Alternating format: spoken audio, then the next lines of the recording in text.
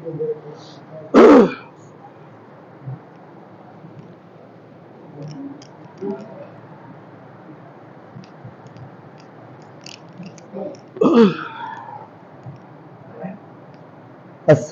আলাইকুম ওয়া রাহমাতুল্লাহি ওয়া বারাকাতুহু।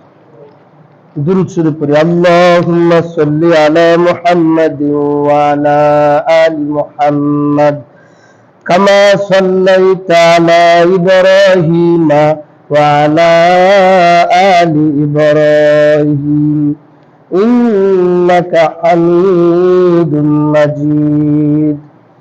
اللهم بارك على محمد وعلى آل محمد كما باركت على إبراهيم وعلى آل إبراهيم إنك حميد مجيد.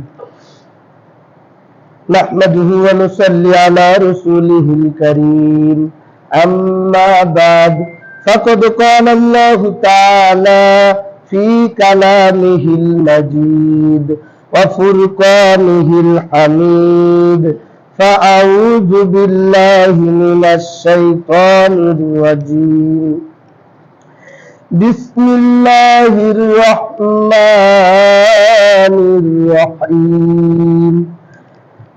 إن الله لا يظلم مثقال ذرة وإن تك حسنة يضاعفها ويؤت من لدنه أجرا عظيما.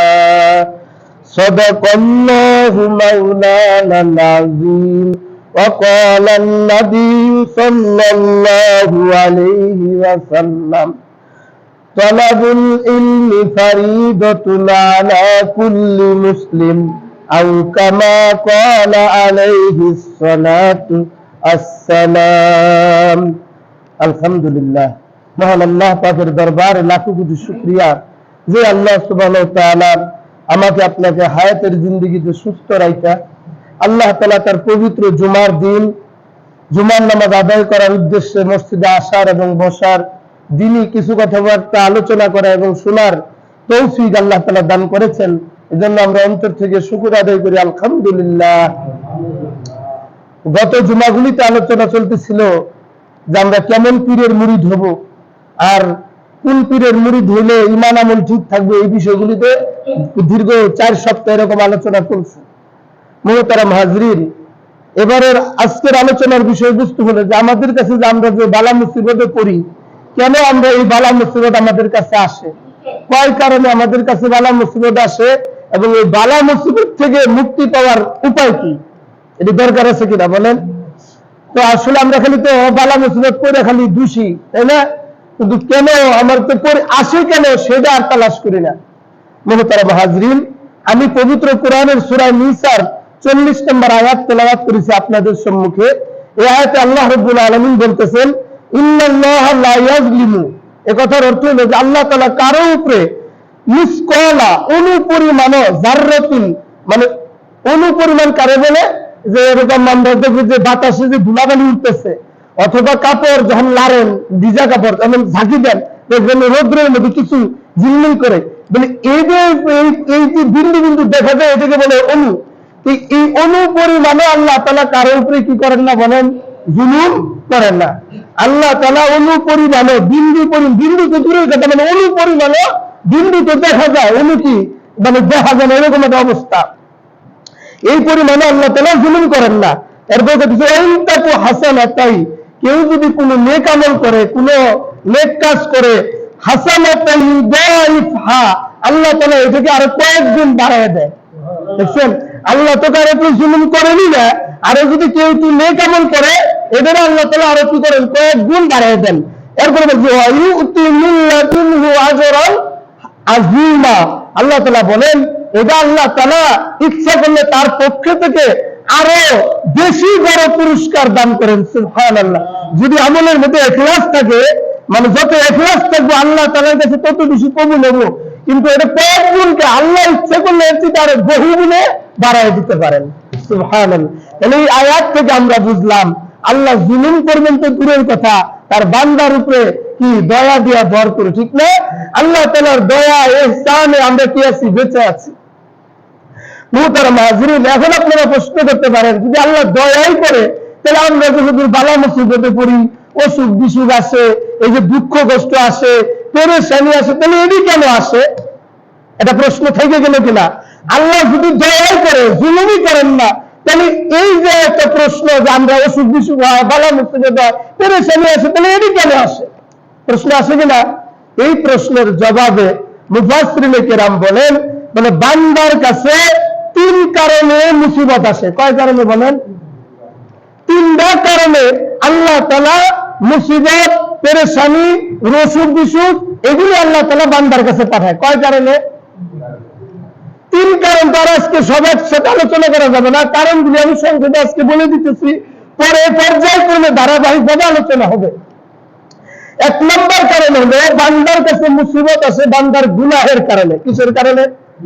বান্দা যে আল্লাহর অবাধ্যতা নাফরমানি করে, এই জন্য এক নম্বর কারণ, এই গুনাহের কারণে কি আসে? বান্দার কাছে মুসিবত, পেরেশানি, কষ্ট, বালা মুসিবত আসে। দুই নম্বর কারণ হলো আল্লাহ তাআলা কারো মর্যাদাকে কি করতে চান? বৃদ্ধি করতে চান। কারো মর্যাদাকে আল্লাহ তাআলা বৃদ্ধি করার কারণে কি আসে? বালা মুসিবত আসে। তিন নম্বর কারণ হলো আল্লাহ তাআলা কারো কি নেন? পরীক্ষা নেন। পরীক্ষা পাস করলে তার মর্যাদা অটোমেটিক বাড়বে। তাহলে আল্লাহ তাআলা দুনিয়াতে পাঠাইছি আমাদের পরীক্ষা নেওয়ার জন্য, ঠিক না? আমরা যদি পরীক্ষা পাস করি তাহলে জাহান্নাম থেকে মুক্তি পাবো, জান্নাত পেয়ে যাবো, ঠিক না? এই তিন কারণে মুসিবত আসে কার কাছে? বান্দার কাছে। এরপরে আল্লাহ তাআলা, তাহলে এক নম্বর কারণটা কি? গুনাহের কারণে আমাদের কাছে আল্লাহ তাআলার আযাব, মুসিবত আসে।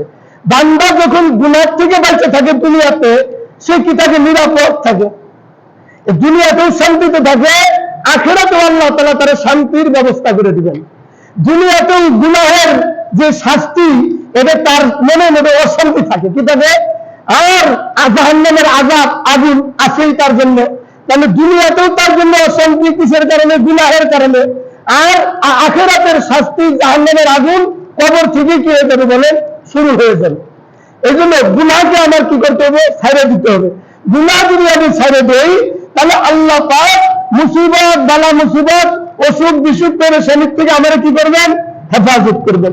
আমি যদি গুনাহ না ছাড়ি তাহলে গুনাহ করলে এই আযাবগুলিতে আমার গ্রেফতার হতে হবে। আর যদি গুনাহ না করি তা আল্লাহ তাআলা আমার দুনিয়াতেও শান্তি দিবেন, আখিরাতেও শান্তি দিবেন।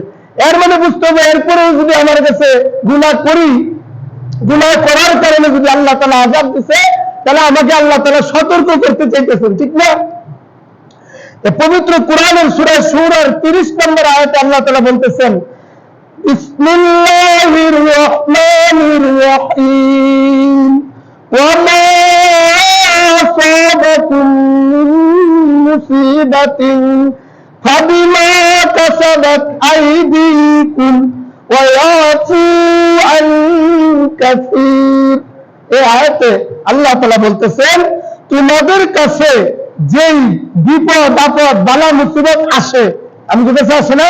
আল্লাহ তাআলা কোরআনের আয়াত দিয়ে বলতেছেন যে তোমাদের কাছে যেই সমস্ত বালা মুসিবত, পেরেশানি আসে, ওমা আসাবাকুম মিন মুসিবাতিন, যেটা আসে, বিমা কাসাবাত আইদিকুম, এটা তোমাদের দুই হাতে, মানে তোমাদের কর্মফল, এটা তোমাদের কি বলে? অর্থাৎ আমরা খারাপ করলে, খারাপের কারণে আমাদের কাছে আযাব আসতেছে। আমরা যদি নেক আমল করি, গুনাহের কাজ না করি, তাহলে আমাদের কাছে বালা মুসিবত আসবে না। এটাই বুঝাইতেছি এই আয়াতের মাধ্যমে। তাহলে আমাদের কাছে যে মুসিবত, বালা মুসিবত, পেরেশানি আসে, এটা আমাদের কি? কৃতকর্মের ফল। ওয়াফু আন কাসীর, এইটুকুর মধ্যে আল্লাহ তাআলা বলতেছে, আল্লাহ তাআলা তোমাদের অনেক গুনাহকে আল্লাহ তাআলা মাফ করে দেন, ঠিক না? আল্লাহ যদি সব গুনার জন্য আমাদেরকে পাকড়াও করতো, তাহলে আমাদের কোনো বাঁচার উপায় আছিল বলেন? আল্লাহ তাআলা দুনিয়াতে শাস্তি দিতেছেন না, আমাদেরকে পাকড়াও করতেছেন না, অনেক গুনাহ মাফ করে দিতেছেন আমাদেরকে। মুহতারাম হাজরিন, এই গুনাহ থেকে যদি আমি না বাঁচি, মানে গুনাহ আমি করতেছি, আর কই আল্লাহ আমার এই খালি দেহ, আমার এই খালি ওষুধ দাও, আমার এই খালি বালা মুসিবত দাও, আমার এই পেরেশানি দাও। এখন একটা সাধারণ ব্যাপারটা বলতেছি, মনে করেন আপনার অসুখ হয়েছে, কি হয়েছে? রোগ হয়েছে। ডাক্তারের কাছে গেছেন, ডাক্তার যদি আপনার রোগ নির্ণয় না কইরা খালি বস্তায় বস্তায় প্রেসক্রিপশন বইরা ওষুধ লিখে দেয়, ফার্মেসি পুরাও যদি খাওয়া ফেলাইবেন, তাহলে কি রোগ ভালো হইব? কথা কি বুঝতেছেন? যদি সঠিক রোগ নির্ণয় করে ডাক্তার সঠিক ওষুধটা প্রয়োগ করে, তাহলেই সে আপনি ওই ওষুধ খায় রোগ সারবে। কথাটা আমি বুঝতে পারছি? কিন্তু মুসিবত, পেরেশানি, অসুখ বিসুখ আমার কাছে কেন আসলো, এই কারণ যদি আমি চিহ্নিত না করি, চিহ্নিত না করেই খালি আল্লাহ এই দোষী, আল্লাহ খালি আমারই পেরেশানি দিছে, মুসিবত দিছে, তাহলে কি পেরেশানি দূর হবে? আমার কথাটা বুঝছেন? তাহলে রোগ নির্ণয় করে সঠিক রোগের ওষুধ খাইলে রোগ যেমনই সেরে যাবে, আপনার মুসিবত যেই কারণে আসবে ওই কারণ যদি নির্ণয় করে কারণকে আপনি দূর করেন, তাহলে আপনার মুসিবত থেকে মুক্তি পাওয়া যাবেন। বুঝতে পারছি? এটার একটা উদাহরণ বলতেছে, আপনার যে কারেন্ট, সবাই তো ছিলেন, বিদ্যুৎ, মানুষের অনেকে শর্ট করে, কি করে, কারেন্টে ধরে কিনা, ধরলে মানে ইলেকট্রিকে যখন শর্ট খায় বা ধরে, তখন এই লোকটারে যদি আরেকটা লোক ধরবার যায়, তাহলে ওরা কারেন্টে ধরবে না। ওর পায়ে যদি কারেন্ট লাগছে, ওই কারেন্ট যদি হাত দিয়ে ধরবার যায়, তাহলে পায়ে তো কষ্ট পাইতেই আছে, আবার হাতেও তারা শর্ট করবে না। যে লোকটা ধরবে ওই লোকটারও ওই কারেন্টে ধরবে কিনা? এখন এই কারেন্ট থেকে বাঁচার উপায় কি? মেন সুইচ যেটা আছে ওটা অফ করতে হবে, ঠিক না? মেন সুইচ যদি অফ করে দেই, তাহলে যেই লোকটারে কারেন্ট ধরছে ও অবাইসে গেল, আর মেন সুইচ অফ করার কারণে আরেকজনই তাকে বাঁচাইতে পারবে, তার আর মুসিবত আসবে না। আসবে? আমার কথাটা কি বুঝাইতে পারছি? ঠিক আমার তার বালা মুসিবত যেই কারণে আসছে, অসুখ বিসুখ আমি যেই কারণে আসতেছে, আমার গুনাহের কারণে, গুনাহটা আমার আগে ছাড়তে হবে। কি করতে হবে? গুনাহ আমার আগে ছাড়তে হবে, তাহলে সে আল্লাহ পাক আমার মুসিবত কি করে দিব? দূর করে দিব। সুবহানাল্লাহ। আরেকটা উদাহরণ, আপনারা এখন তো আমাদের সন্তানকে কুয়া ছিল, মানে জাদু করে জান লাগবে নাকি? কূপ তো এখন নাই, আছে? আগের কিন্তু কুয়া, কূপ এগুলি বেশি ছিল, ঠিক না? নলকূপ, টিউবওয়েল এগুলি এত ছিল না, মানুষ কুয়ার থেকে পানি উঠায় খাইতো। তো মনে করেন একটা কুয়ার মধ্যে বিড়াল পড়ে গেছে। কি পড়ে গেছে? বিড়াল পড়ে গেছে। এই বিড়াল দ্বারা মানুষ না উঠানোর কারণে একদম তুলতে পারে নাই, না খায় এক সময় মারা গেছে, কুয়ার মধ্যে মারা গেল। এই মারা যাওয়ার কারণে মানুষ যদি ওই বিড়ালটাকে না ওঠায়, কুয়ার পানি কি নাপাক হবে না পাক থাকবে? বলেন তো। নাপাক হয়ে যাবে, দুর্গন্ধ হয়ে যাবে, পানি কেউ আর খাইতে পারবে না। এখন ওই গ্রামের মানুষ যদি খালি কুয়া বালতির পরে বালতি যদি খালি পানি উঠাইতেই থাকে, কুয়ার পানি কি সারাদিনে পাক হবে? সারা মাস পানি খাইলেও তো পাক হবে না। সারা বছর কুয়ার পানি যদি সম্পূর্ণ ফেলে দেয়, তাও পাক হবে না। কিন্তু কারণটা কি? কারণটা হলো ওই মারা বিড়াল যতক্ষণ পর্যন্ত কুয়ার থেকে না উঠাবো, ততক্ষণ পর্যন্ত কুয়ার পানি কি হবে না? পাক হবে না। কুয়ার থেকে আগে মরা বিড়াল উঠাইতে দিব, উঠানোর পরে ফালাই দিলে, তারপরে কুয়ার পানি যখন আপনি পরিমাণ মতো সেইটা ফালাই দিবেন বা উঠা ফেলাবেন, তারপরে আপনি কুয়া খুব পবিত্র হবে। বুঝতে পারছি? এইটার মধ্যে বুঝাইতেছে বান্দা, আমি আর আপনি যে কি করতেছি, গুনাহ করে আমার কলব করে নাপাক করে ফেলছি, গুনাহ যদি আমি ছেড়ে দেই, গুনাহ ছেড়ে দিলে ওই মরা বিড়ালটা ফেলাই দিলে যেমন কুয়ার পানি ফেলাই দিলে কুয়া পবিত্র হয়ে গেল, আমার অন্তর নামের যে কূপটা আল্লাহ তাআলা দিছে, এদের ভিতর থেকে যদি আমি গুনাহকে দূর করে দেই, গুনাহ আমি ছেড়ে দেই, আমার অন্তর নামের দিলটা কি হয়ে যাবে? পাক হয়ে যাবে। সুবহানাল্লাহ। আমার অন্তর যখন, দিল যখন পাক হয়ে যাবে, আল্লাহ পাকের থেকে আসমানি ফায়সালা কি হবে? এরকম ভাবে শান্তির ফায়সালা করবেন। সুবহানাল্লাহ। শান্তি দরকার কিনা বলেন? তাহলে গুনাহ ছাড়বো তো ইনশাআল্লাহ সবাই।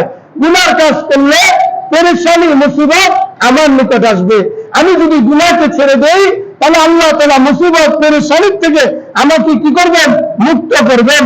মুহতারাম হাজিরিন, গুনাহ দূর করার ব্যবস্থা, গুনাহ দূর করার ব্যবস্থার জন্য আপনি মনে করতে হবে, আমি যে এই গুনাহটা করতেছি, এই গুনার জন্য তো আমাকে পরকালে শাস্তি ভোগ করতে হবে। আপনাকে মরণের কথা, কবরের কথা যদি স্মরণ করেন, আখিরাতের কথা স্মরণ করেন, তাহলে আপনার পক্ষে গুনাহ ছেড়ে দেওয়া সম্ভব। আপনি যদি ভুলেও কোরআন হাদিসের কথা শুনেন না, কবরের কথা স্মরণ করেন না, এরকম ভাবে জান্নাত জাহান্নামের কথা শুনেন না, উলামায়ে কেরামের সংস্পর্শে যান না, ভালো মন্দ বিচার করেন না, হালাল হারাম বাসে চলেন না, তাহলে আপনি তো গুনার সাথে জড়িত আছেন। কিন্তু আখিরাতের কথা যখন স্মরণ করবেন তখন আপনার ভিতরে আল্লাহর ভয় তৈরি হবে, গুনাহ করা কি হয়ে যাবে, সহজ হয়ে যাবে। মুহতারাম হাজরিন, পবিত্র কোরআনের সূরা মায়েদার 39 নম্বর আয়াতে আল্লাহ তাআলা বলেন, বিসমিল্লাহির রহমানির রহিম, ফামান তাবা মিন বাদি যুলমিহি, যে ব্যক্তি গুনাহ করার পরে তওবা করে, কি করে, অপরাধ করার পরে তওবা করে, ওয়া আসলাহা, নিজেকে সংশোধন করে, ফাইন্নাল্লাহা ইয়াতুবু আলাইহি, আল্লাহ তাআলা তার তওবাকে কবুল করেন। আল্লাহ তাআলা তার তওবাকে কি করেন, কবুল করেন। ইন্নাল্লাহা গফুরুর রহিম, নিশ্চয় আল্লাহ তাআলা ক্ষমাশীল, পরম দয়ালু। নিশ্চয় আল্লাহ তাআলা ক্ষমাশীল, পরম কি, দয়ালু। আল্লাহ তাআলা বান্দা যদি গুনাহ করার পরে তওবা করে, আল্লাহ তাআলা সেই গুনাহকে কি করে দেন, মাফ করে দেন। মুহতারাম হাজরিন, কিছু কিছু গুনার শাস্তি আছে, আল্লাহ তাআলা দুনিয়াতেও দেন, আখিরাতেও দেন। কিছু কিছু গুনার শাস্তি দুনিয়াতেও দেন, আখিরাতেও দেন। এর মধ্যে যেমন আল্লাহর দেওয়া কোরআন সংবিধান, এর সাথে যদি কেউ বেয়াদবি করে, আল্লাহ তাআলা এর শাস্তি দুনিয়াতেও দিব, আখিরাতেও দান করে। ভারতের জব্বলপুর একটা গ্রাম আছে, থানা, জেলা, ওই জেলার একটা ঘটনা ঘটছিল। নববিবাহিত, মানে তাও 5-7 বছর হয়ে গেছে, বিবাহ হয়েছে। হওয়ার পরে এই মহিলার কোনো বাচ্চা হয় না, কি হয় না, সন্তান আদি হইতেছে না। না হওয়াতে অনেক ওষুধপাতি খাইছে, অনেক ডাক্তার কবিরাজ দেখাইছে, কোন প্রকারের সন্তান হইতেছে না। ওই ভারতেরই ওই জব্বলপুর জেলার গ্রামে একটা কি হইতেছে, মেলা। ওই মেলার মধ্যে ওই মহিলাটাও গেছে, যার বাচ্চা হয় না, এই মহিলাটাও গেছে মেলার মধ্যে। যাওয়ার পরে ওখানে এক সন্ন্যাসী, হিন্দু সন্ন্যাসী, সে মানুষের হাত গণনা করতেছে। হাত গণনা করে বলে যে তোমার এই মুসিবত, তোমার এই মুসিবত, তোমার এই কাম করতে হবে, তুমি এইটা করো। তো ওই মহিলা মানুষের ওই ভিড় দেখে ওইখানে গেছে। সন্ন্যাসী বাবার কাছে যা বলে যে আমার তো বাবা সন্তান হয় না, আপনি যদি আমাকে কিছু ব্যবস্থা দিতেন, কিন্তু উপায় খুঁজে দিতেন। তো বলছে তোমার নাম কি? বলছে আমি মুসলমানেরই। বলছে তোমার ঘরে কি কোরআন শরীফ আছে? মহিলারা জিজ্ঞেস করছে, হ্যাঁ আমার ঘরে কোরআন শরীফ আছে। ওই সন্ন্যাসী শিখাই দিতেছে, তুমি যদি তোমার এই ঘরের কোরআন শরীফটা উপরে উঠা গোসল করতে পারো, তাহলে তোমার সন্তান হবো। কি হবো? কি বুদ্ধি শিখাই দিচ্ছে, নাউজুবিল্লাহ। তো এই মহিলা এই ট্রিটমেন্ট শুনে যায়, আবার শাশুড়ির লাগে মিল আছে। শাশুড়ির লাগে যারা বলতেছে, আম্মা আমি তো আজকে মেলায় গেছিলাম, সাধু বাবা আমার এই অবস্থাটা বাতলাই দিচ্ছে যে কোরআন শরীফের উপরে যদি আমি গোসল করি তাহলে আমার নাকি সন্তান হবে। তখন শাশুড়িকে কিছু নাউজুবিল্লাহ, এটা কখনোই কাম করে না। এটা মুসলমানের ধর্মগ্রন্থ এবং মুসলমানের কলিজার টুকরা, এর মধ্যে যদি কোনো কিছু হয় তাহলে তুমি তো এটা ধ্বংস হয়ে যাবা। শাশুড়ি ওইদিন না করছে, ওই দিন আর গোসল করা হয় নাই। এরকম কয়েকদিন লেট হয়ে গেছে, করে নাই। না করে একদিন হঠাৎ শাশুড়ি পাক ঘরে গেছে, কুটাকাটি করতেছে, রান্না বান্না করবো। প্রতিদিন বৌমা উঠে ওই শাশুড়ির কাজে সাহায্য করে, কাজ কাম করে দেয়।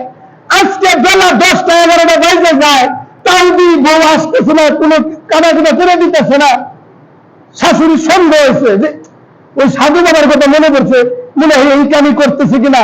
ঘরে যায় পাক শাক সামাইতে, ঘরে যায় দেখে কোরআন শরীফও নাই, আমার বৌমাও ঘরে নাই। গোসলখানায় যায় ডাক দেয়, বৌমা বৌমাকে চিৎকার করতেছে, কিন্তু গোসলখানা খুলে না, গোসলখানা আর খুলতেছে না। কিন্তু দরজা ভেঙ্গা, গোসলখানার দরজা ভাঙ্গা কি করছে, গোসলখানায় ঢুকে দেখে বৌমা শুয়ারে পরিণত হয়ে গেছে, আর পাশে আল্লাহর কালাম রয়ে গেছে। তার সাথে সাথে শাশুড়ি এই আল্লাহর কালাম ঢুকে নিয়ে চুমা খেয়া ঘরে নিয়ে উঠে রেখে দিছে। আর ওই শুয়ার মানুষ নামক যে শুয়ার, ওইটাও শাশুড়ি পিছে পিছে যাইতেছে। যাওয়ার পরে শাশুড়ি বলতেছে, কি করলে তুই? এইটা তো আমি তোরে না করছিলাম। কিন্তু উদাহরণ শুয়ার হয়ে গেছে, কথা বলতে পারে না, চোখ দিয়ে খালি পানি পড়তেছে, চোখ দিয়ে খালি কিন্তু বুঝতেছে দিবি, কিন্তু কথার জবাব দিতে পারতেছে না। ওই শুয়ার কি কথা দিতে পারে? ওই রকম সিস্টেম হয়ে গেছে। পোলার অফিসের সময় শেষ, ছেলের অফিসের সময় শেষ, অফিস থেকে বাসায় ফেরত আসতে আসে দেখে বারান্দায় শুয়ার বসে আছে, মা এটা ঘরের মধ্যে বসে আছে। আইসা বলতেছে, আম্মা এটা কি করতেছেন? বারান্দায় শুয়ার বসেছে, আপনি দেখেন নাই? বলে বাজান ভিতরে আছে, পরে এই শুয়ারের অনেক ঘটনা আছে, করিম কাহিনী। তখন ছেলের কাছে বলছে, সব ঘটনা খুলে বলার পরে ছেলে বন্দুক নিছে, গুলি নিছে, ওই শুয়ারে গুলি করে মেরে হালাবো, বুঝছেন? এরপরে শাশুড়ি বলতেছে, মানে ছেলের মা বলতেছে, বাবা ওই যার সাথে বেয়াদবি করছে শাস্তি তো পাইই গেছে। কি কয়? যে আল্লাহর কালামের সাথে বেয়াদবি করেছে, আল্লাহ পাক তার শাস্তি দিয়েই দিছে। তুই আর আল্লাহ গুলি মেরে তার কি শাস্তি দিবি? ওর পাপের শাস্তি ওরে ভোগ করতে দে, তোর আর মারা দরকার নাই। আর স্বামী ওই শুয়ার দ্বারা জঙ্গলের দিকে তারে দিয়ে আসছে। 3 দিন পর্যন্ত ওই লোক ওই শুয়ারটা জীবিত ছিল, এরপরে মারা গেছে। তো কি বুঝলাম? বিষয়টা হলো যে আল্লাহর কালামের সাথে বেয়াদবি করার কারণে দুনিয়াতেই শাস্তি পাওয়া গেছে, আখিরাতেও তার জন্য অনন্তকালের শাস্তি অবতারিত হয়ে গেছে। ঠিক কিনা বলে? এই জন্য গুনাহ, কিছু কিছু গুনার শাস্তি দুনিয়াতেও আল্লাহ তাআলা প্রদান করেন, আখিরাতে তো আছেই। এই জন্য গুনাহ থেকে যদি আমি বেঁচে থাকি, আমি বালা মুসিবত পেরেশানির থেকে মুক্ত থাকবো। আর যদি গুনাহের সাথে আমি লিপ্ত থাকি, দুনিয়াতেও আমার অশান্তি, আখিরাতেও তো জাহান্নামের শাস্তি, আমার অনন্তকালের শাস্তি রয়েই গেছে। এই জন্য এই শাস্তির থেকে যদি আমি বাঁচতে চাই, তাহলে আমাকে কি করতে হবে? আমাকে গুনাহ ছেড়ে দিতে হবে। 1 নাম্বার, যদি আমি গুনাহ ছেড়ে দিতে পারি, তাহলে দুনিয়াতে আল্লাহ আমার শান্তি দিবেন, আখিরাতেও শান্তি দিবেন।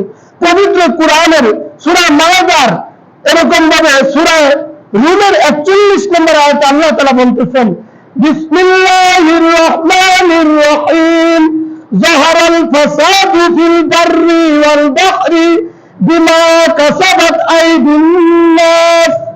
আল্লাহ তাআলা বলতেছে, মানুষের কৃতকর্মের কারণে, ভালো করে বুঝি, মানুষের কর্মের কারণে, কৃতকর্মের কারণে জলে স্থলে কি করে আযাব ছড়িয়ে পড়ে, দুর্ভোগ ছড়িয়ে পড়ে।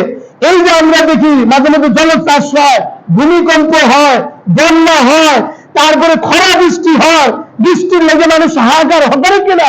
এই আযাবগুলি কেন আসে? মানুষের পাপের কারণে, মানুষের কৃতকর্মের কারণে, মানুষের গুনাহের কারণে। মানুষ যদি গুনাহ ছেড়ে দিত, তওবা করত, আল্লাহ পাকের আসমান থেকে শান্তির ফায়সালা করতেন। সুবহানাল্লাহ। মানুষ গুনাহ করতে করতে আকাশ বাতাসকে ভারী করে ফেলে, যার কারণে তারাও আল্লাহর কাছে বদদুয়া করে, লানত করে।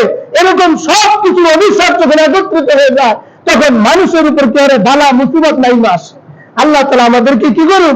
বালা মুসিবত থেকে হেফাজত করুন, গুনাহ ছেড়ে দেওয়ার তৌফিক দান করেন। মুহতারাম হাজরিন, এই বালা মুসিবত কয়েক প্রকারের আছে, ঠিক না? এর মধ্যে 1 নম্বর পেরেশানি হলো যে বালা মুসিবত হলো ব্যক্তির দুঃখ। কার দুঃখ? এটা হলো ব্যক্তিগত দুঃখ, পারিবারিক না, নিজের দুঃখ। ব্যক্তিগত দুঃখ কি? ব্যক্তিগত দুঃখ হলো নিজে অসুস্থ হয়েছেন। কি হয়েছেন? আমি যদি অসুস্থ হই, আরেকজন কি বুঝবো আমার কষ্ট? ভাই, তাহলে এটা ব্যক্তিগত কষ্ট না? আমার এটা ব্যক্তিগত কষ্ট। এই ব্যক্তিগত কষ্টটা কেন আসে? এটা কি আমরা কখনো তালাশ করছি? ভাই, কেউ তালাশ করি না। এই যে আমার উপরে যে আমার মুসিবত আসে, এটা আমার কারণে আসে। মুহতারাম হাজরিন, আল্লাহ পাক এরকম আমার জন্য যে সিস্টেম আর নিজাম রেখে দিছে, আমি যদি ওই সিস্টেম মোতাবেক চলি, তাহলে আমার কাছে অসুখ বিসুখ আসবে না। এই পেট হইল সমস্ত রোগের মূল। পেট কি বলেন?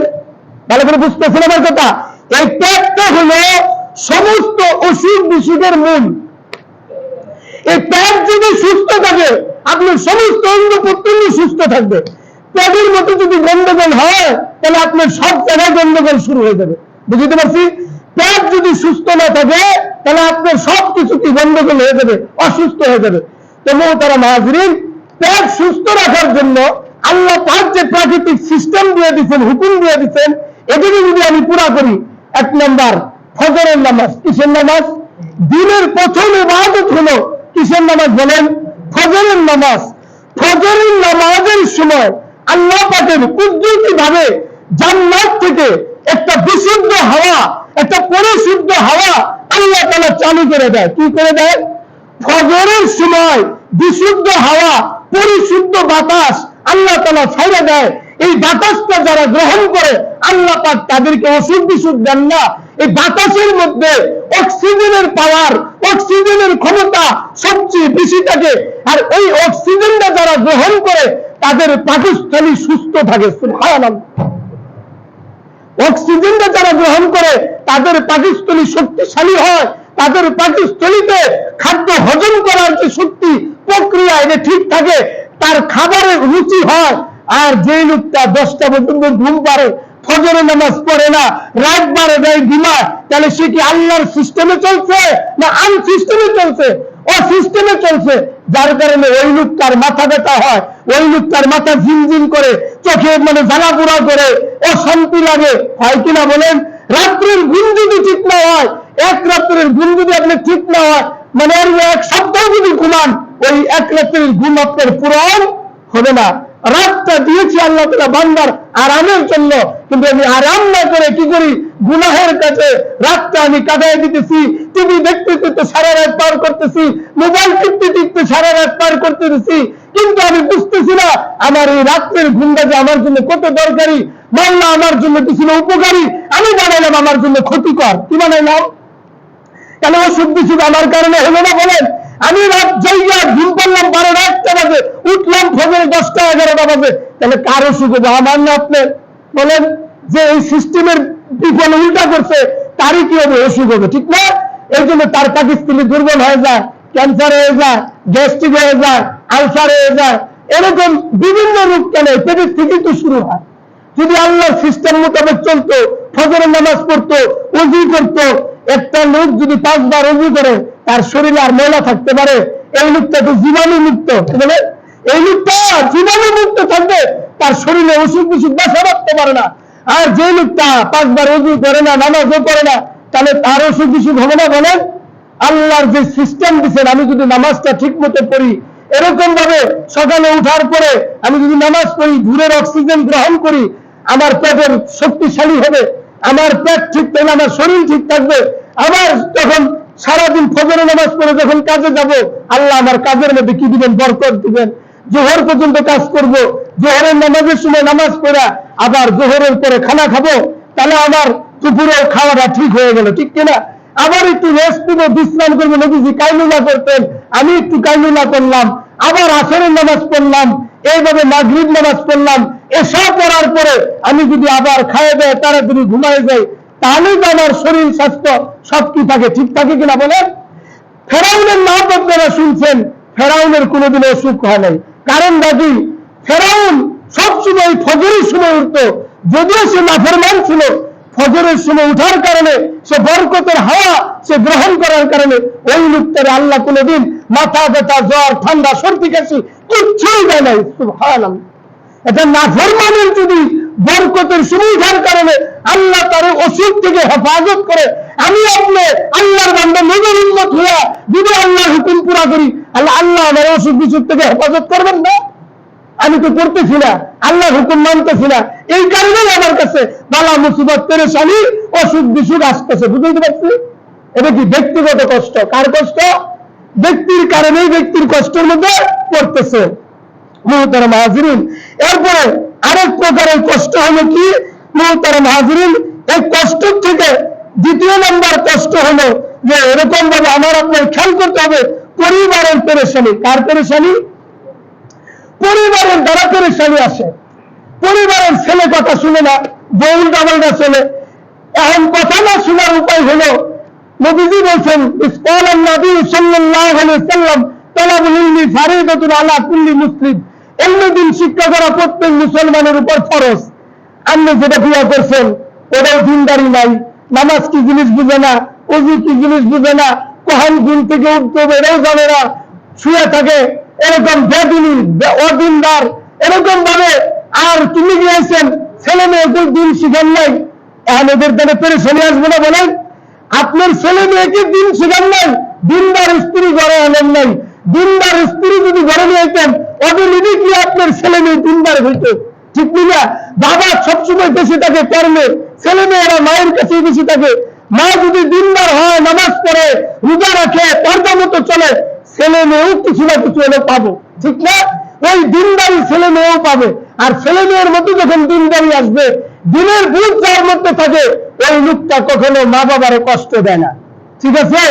যে লোকটার মধ্যে দিনের বুঝ নাই, যে লোকটা আল্লাহ আল্লাহ রসুলের কথা মানে না, আখেরাতের ভয় নাই, কবরের ভয় নাই, দিনের বুঝ নাই, ওই ওরা কি করে বলেন? মা বাবারে কষ্ট দেয়। কি করে? মা বাবারে কষ্ট দেয়। তাহলে এই যে আমার কাছে যে কষ্ট আসলো, এটা কার কারণে আসলো? আমার কারণে না। আমি ছেলে মেয়েকে দিন শিখাই নাই, আমি দিনদার স্ত্রী বলে আমি নাই। আমি তো নিয়ে আইসি এরকম ভাবে বক্কার স্ত্রী নিয়ে আইসি, এরকম ভাবে দিন শিখছে এরকম মেয়ে লোক বিবাহ করে নেই, পর্দা মোতাবেক চলে এরকম মেয়েকে বিবাহ করে নেই, বেপর্দায় চলে সুন্দরী ঠাটপাট ধনী দেখে বিয়া করে নিয়ে আইসি, মনে করছি অনেক সুখ হবো, আসার পরে দেখি অশান্তি। ভাই, আপনি আম গাছ লাগায় জাম খেতে পারবেন না, মানে যেটা লাগে চিনি খেতে পারবেন। এই জন্য মুহূর্তে মাঝরিন যেমন কর্ম তেমনই কি ফল। আপনি যদি মনে করেন নেককার নিয়ে আইতেন, আপনার সন্তানগুলি নেককার হইতো, দিনদার হইতো, আপনার সংসার সুখের হইতো। আপনি নিয়েছেন বদকার, আপনি নিয়েছেন দুনিয়াদার, আপনি নিয়েছেন বেপরদা নারী, আপনার সংসার তো অশান্তির হবেই, আপনার সন্তান তো ওইরকমই হবে, অবাধ্যই হবে, ঠিক কিনা? আপনি অবাধ্য সন্তান দ্বারা আপনার পেরেশানি ছাড়া আর কিছুই হবে না। তাহলে আপনার সন্তান স্ত্রী এদেরকে কি শিখাইতে হবে? দিন শিখাইতে হবে। হুজুর, এখন তো বিয়া করে হাসছি, এখন কি করবো? এখন তো সন্তান আদি হয়ে গেছে, ছোটবেলা শিখাইতে পারিনি, এখন উপায় কি? এখন বাঁচলো কেমনে? ভাই, এখন বাঁচার জন্য উপায় এইটাই, আপনি নিজে নেকামল করেন, সন্তান স্ত্রী বিবি বাল্য বাচ্চাকে বুঝাইতে থাকেন, আর আল্লাহর কাছে দোয়া করেন, আল্লাহ তুমি তাদেরকে হেদায়েত দাও, তুমি তাদেরকে হেদায়েত দাও। আর সবর করেন, সবর ধৈর্য ধারণ করেন। এরপরে আল্লাহ আপনারা আর করবে না। আপনি যদি তাদেরকে না বলেন, সবর না করেন, আর যদি তাদের আল্লাহর কাছে দোয়া না করেন, কিন্তু আল্লাহর আদালতে আপনি ধরা খেতে। এখন যেটা হবার হয়ে গেছে, তাহলে বাঁচার উপায় কি? আপনি ধৈর্য ধরবেন, আমল করবেন, আর আল্লাহর কাছে দোয়া করবেন। অধৈর্য হলে তো আর কিছু করার না আছে। যদি বেসবরই করেন, বেসবরের কারণে গুনাহ হবে, আর সবর করলে মুমিনের কি নেকি হবে? এর বিনিময়ে আল্লাহ তাআলা কি দিবে বলেন? জান্নাত দিবে। জান্নাত চাই না আমরা সবাই? যাদের উল্টাপাল্টা হয়ে গেছে, এখন এই আমলটা করবো, সবর করব, তাদেরকে বুঝাবো, আর আল্লাহর কাছে কি করবো বলেন? দোয়া করবো। আল্লাহ তাআলা হেদায়েতের মালিক, ঠিক না? আল্লাহ হেদায়েত দিলে সময় লাগে না। মুহতারাম হাজিরিন, এরকম ভাবে যখন আপনি বুঝাবেন, হেদায়েতের জন্য দোয়া করবেন, সবর করবেন, এই জন্য আল্লাহ তাদের গুনার কারণে আপনাকে আল্লাহ পাকড়াও করবে না। বুঝতে পারছি? একজনের গুনার জন্য আরেকজনকে করবে না। সূরা আন-নামের মধ্যে আল্লাহ তাআলা বলেন, বিসমিল্লাহির রহমানির রহিম, ওয়ালা তাযিরু ওয়াজিরাতুন উযরা উখরা। একের অন্যায়ের কারণে, অন্যের অপরাধের কারণে আরেকজনকে আল্লাহ তাআলা কি করবেন না? পাকড়াও করবেন না। মুহতারাম হাজিরিন, এতে গেল কি? ব্যক্তিগত কষ্ট গেল, পরিবারের পেরেশানি গেল, সমাজেরও কি আছে? কষ্ট আছে, আছে না? সমাজের কষ্ট কখন আসে? কিছু কিছু পাপের কারণে সমাজের মধ্যেও ওদের পেরেশানি আসে, আযাব আসে। ওই পাপটা কি?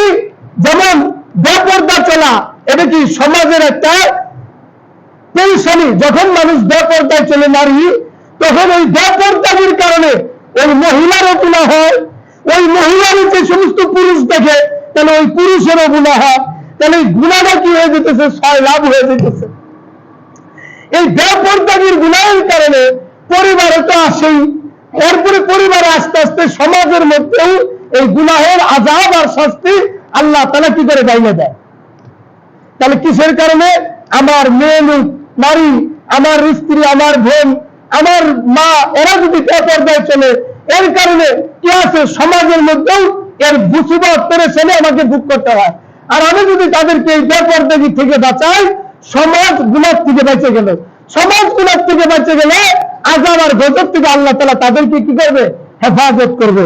এই জন্য সমাজকে যদি বাঁচাইতে চাই, পবিত্র কোরআনে আল্লাহ তাআলা বলেন, ওয়ালা ইয়াদরিবুনা বিআরজুলিহিন্না লিউলামা মা ইউফিনা মিন জিনাতিহিন্না আযজিন। এইখানে আল্লাহ তাআলা বলতেছে, মেয়ে লোকের গোপন অলংকারের আওয়াজও যেন প্রকাশ না পায়, সজোরে যেন তাদের পা পদক্ষেপ না করে। কি বুঝলেন? যেখানে নারী লোকের পায়ের নুপুরের আওয়াজ যেন প্রকাশিত না হয়, তাহলে এখানে মেয়ে লোকের গলার আওয়াজ কি শোনা যাইতেছে? গলার সুরে সুরালো কণ্ঠ, এগুলি সুন্দর মোবাইলে আলাপ করা, এই মেয়ে লোক অন্য পুরুষের সাথে সম্পূর্ণ না যায় হারাম। বুঝতেছেন? তাহলে এইটা যদি আল্লাহ নিষেধ করে থাকে, তাহলে তার চরিত্র মানে তার যে চেহারা, তার যে সৌন্দর্য, এটা দেখালে কি যায় হবে বলেন? যেখানে তার অলঙ্কারের আওয়াজ প্রকাশ করা নিষেধ করছে, তাহলে তার সৌন্দর্য তো আরো আগে নিষেধ, ঠিক কিনা বলে? তাহলে এরকম ভাবে যদি আমার আপনার মা বোনদেরকে সেফ রাখি, তাহলে সমাজের মানুষ গুনাহ থেকে বাঁচতে পারবে। আর গুনাহ থেকে যখন বাঁচবে, আল্লাহ তাআলা সমাজের মধ্যে শান্তি দান করবে। সুবহানাল্লাহ। আর যদি আমার সমাজের মধ্যে গুনাহ সয়লাভ হয়ে যায়, তাহলে ব্যক্তিরা আসবে, পরিবারও আসবে, সমাজের মধ্যে এই অশান্তি বয়ে আনবে। আল্লাহ তাআলা আমাদেরকে কি করেন? হেফাজত করেন। বেপরদার কারণ এরকম একটা কারণ বলতেছে, আয-যিনা ইউরিসুল ফাকরা, যেই সমাজের মধ্যে, যেই পরিবারের মধ্যে বেপরদাগির গুনাহ আছে, ওই গুনাহ দারিদ্রতাকে ডাইকে নিয়ে আসে। দারিদ্রকে ডাইকে নিয়ে আসে। ওই এলাকার মধ্যে দারিদ্রতার অভিশাপ নেই আসে। কিসের কারণে? গুনাহের কারণে। আয-যিনাল ফাকরুল আইন, মানে চোখের জিনা হলো বড় জিনা। এই চোখ দিয়ে যদি আমি জিনার থেকে বেঁচে থাকতে পারি, তাহলে সব গুনাহ থেকে বেঁচে থাকা কি সম্ভব? এই জন্য চোখকে যদি আমি হেফাজত করতে পারি, তাহলে জিনার গুনাহ থেকে বেঁচে থাকা আমার জন্য সম্ভব। মুহতারাম হাজিরিন, এখন আমাদের সমাজে মানে আমাদের দেশে কিছু নেতারা এরকম আছে, কি করতেছে? পুরুষদেরকে বানাইতেছে বেকার, নারীদেরকে দিতেছে কর্ম, ঠিক কিনা বলেন? নারীদেরকে বানাইতেছে কর্ম দিতেছে, আর পুরুষদেরকে কি বানাইতেছে বলেন? বেকার বানাইতেছে। আসলে কি এটা নিয়ম ছিল? নিয়ম তো ছিল এইটাই, নারীরা হবে সংসারের ঘরকে গুছিয়ে রাখবে, পুরুষ কামাই করে এনে দিবে, ওই কামার মধ্যে আল্লাহ তাআলা বরকত দিবে। কিন্তু এর উল্টা হইতেছে, এখন নারী পাইতেছে কর্ম, পুরুষ হইতেছে বেকার। এটার কারণে সমাজের মধ্যে অভিশাপ নেমে আসছে। নারীর কামার মধ্যে কোনো বরকত নাই, নারীর কামার মধ্যে অভিশাপ, নারীর কামার মধ্যে শান্তি নাই, অশান্তি। পুরুষের কামার মধ্যে আল্লাহ তাআলা বরকত রাখছেন, শান্তি রাখছেন। পুরুষ কামাই করে নিয়ে আসবে, নারী ঘরের মধ্যে আমল করবে, নামাজ পড়বে, দোয়া করবে, আল্লাহ তাআলা ওই সংসারের মধ্যে শান্তি, রহমত, বরকত নাযিল করবে। সুবহান। এখন এমন কি হয়ে গেছে, একজন সৎ মায়ের নিজেরও একটা সন্তান, আরেকজন যেই ভাই মারা গেছে, ওই লোকটা বিয়ে করার জন্য একটা সন্তান রেখে গেছে। কিন্তু এই সতীন এমন একটা কৌশল অবলম্বন করছে, আপনারা যে শুনে অবাক হবেন। এই সতীন কি করে? পরের যে ছেলেটা, সতীনের ছেলেটাকে সবসময় কুলে নিয়ে থাকে, সবসময় আদর করে, বাইরে যখন বেড়াইতে যায়, নিজের সতীনের সন্তান ধরে কুলে নেয়। যেটা নিজের সন্তান এবারে হাঁটায় নেয়। কি করে? ওরা একটু বেশি খাটায়। সমাজের মানুষ দেখে কয়, হাই রে, এরকম বউ আর দেখি নেই, এত সতী সাধ্বী নারী আর দেখি নেই। নিজের সন্তান রে থুয়া সতীনের সন্তান রে এত আদর করে কুলে নিয়ে থাকে, হাই রে, এরকম ভালো মা আর দেখি নেই, এরকম সৎ মা আর দেখি নেই। ভাই, এই মহিলার একটা বান্ধবী ছিল। কি ছিল? মানে বন্ধুর কাছে বন্ধুর সব দুঃখ খুলে বলে না। তো ওই বান্ধবী একদিন ওই বান্ধবীর বাড়িতে বেড়াবার গেছে, যা বলতেছে, তুমি আমার ছোটবেলার বান্ধবী, একসাথে পড়ছি, আমি তোমার রহস্যটা বুঝতেছি না। তুমি নিজের সন্তানকে দিয়া তোমার সতীনের সন্তানকে এত আদর করতেছো, কুলে নিয়ে থাকো, এই আদরের কারণে তোমার নিজের সন্তান তো পর হয়ে যাবে। কারে বলতেছে? বান্ধবীরে বলতেছে। তো আমি বান্ধবীর বলতেছে, বুবু, তুমি যেটা বুঝতেছ এটা ঠিক না। আমার এই আদরের আড়ালে কি যে লুকায়িত আছে, তুমি যদি এটা বুঝতা, তাহলে আমার এই প্রশ্ন করতা না। তখন রহস্যটা খুলে বলতেছে যে, দেখেন, আমি আমার সতীনের ছেলেটাকে কুলে নেওয়ার অর্থ হলো আমার সতীনের ছেলেকে বানাইতেছি পঙ্গু। সে যেন সমাজে প্রতিষ্ঠিত হইতে না পারে, সে যেন এরকম ভাবে বুক ফুলায় কথা না বলতে পারে, সে যেন সমাজে প্রতিষ্ঠিত হইতে না পারে, সে যেন দুর্বল থাকে, সে যেন কমজোর থাকে। আমার ছেলেকে ছেড়ে দিছি, হাঁটবে, চলবে, ফিরবে, সমাজের মধ্যে প্রতিষ্ঠিত হবে। বুঝতে পারছি? বলে খ্রিস্টান জাতির এরকম ইসলাম বিদ্বেষী যারা, তারা চাইতেছে মুসলমানের পুরুষরা যেন কি হয়, বেকার হয়ে কর্মহীন হয়ে যায়, নারীরা যেন ঘর থেকে বাইরে হয়ে যায়। আর এই যে যেন ইসলামের জন্য একটা ক্ষতির কারণ, ইসলামের মধ্যে অশান্তির কারণ, গুনার শরণার্থী হয়ে যায়। দেশের মানুষের মধ্যে মুসলমানদের উপর কোনো অশান্তি নাই না। বুঝতে পারছি? ওরা মৌলিকের কর্ম দিতেছে, এর মানে কেন ওই সতীনের ছেলের মতো ওরা আদর করে দেখাইতেছে, আমি তোমাদেরকে আদর করতেছি, মানুষ বলতেছে, বাবা দিতেছে। এই আদরের মধ্যে এরকম ভাবে অসৎ উদ্দেশ্য লুকায়িত আছে। বুঝতে পারছি? এই অসৎ উদ্দেশ্যকে হাসিল করার জন্য আজকে তারা নারীদেরকে কর্ম দিতেছে, পুরুষদেরকে তারা বেকার করতেছে। বুঝতে পারছি? আল্লাহ তাআলা আমাদের সকলকে এরকম ভাবে, এরকম ইহুদি নাসারা খ্রিস্টানদের এই চালকে বুঝে ইসলামের যে ঈমান আমলকে রক্ষা করে আল্লাহ তাআলা আমাদের সমাজে গুনাহ থেকে হেফাজত করে আমাদের সকলকে এরকম জাহান্নাম থেকে মুক্তি দেয়, জান্নাতে হওয়ার তৌফিক দান করেন। সকলে বলেন আমিন। যারা কবলার জন্য সুন্নাত করেন